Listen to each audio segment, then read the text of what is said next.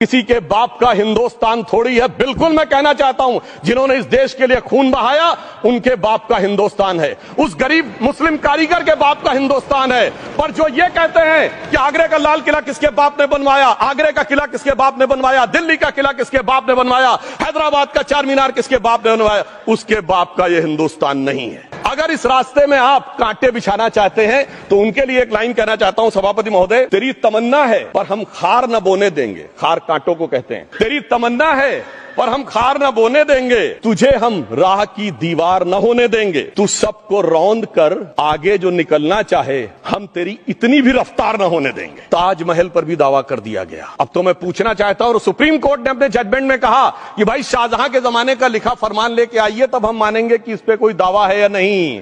आप सोचिए कि अगर ये वक्त का कानून इसी ढंग से चला होता तो क्या होता। जब शाहजहां जेल में था और दूर से उस ताजमहल को देखता था और उसे सिर्फ एक सुराही पानी मिलता था और उसने औरंगजेब से कहा एक सुराही पानी और भिजवा दो, तो जानते उसने मना कर दिया। तो दुखी होकर शाहजहां ने फारसी में लिखा, ए पिसर तू अजब मुसलमानी, जे पिदरे जिंदा आप तरसानी, आफरीन हिंदुआन सदबार, जे देहंद पिदरावा मुर्दा देवम आप। मतलब तू कैसा मुसलमान है जो जिंदा बाप को पानी के लिए तरसा रहा है, तुझसे तो आफरीन 100 बार उन हिंदुओं को है जो पितृपक्ष में मरे हुए बाप को भी पानी देते हैं। नया मुल्ला प्याज ज्यादा खाता है, हिंदी में कहावत होती है, परंतु यहां तो जो गैर मुल्ला प्याज बहुत खा रहा था और इतना खा रहा था कि आंसू निकल रहे थे, गरीब मुसलमान के भी और देश के भी।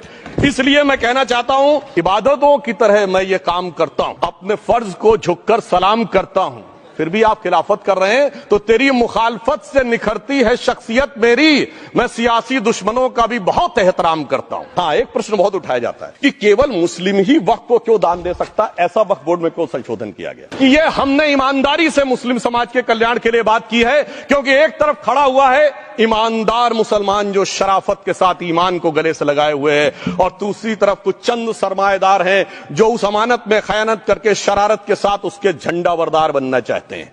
तो ये मुकाबला किसके बीच में है? ये शराफत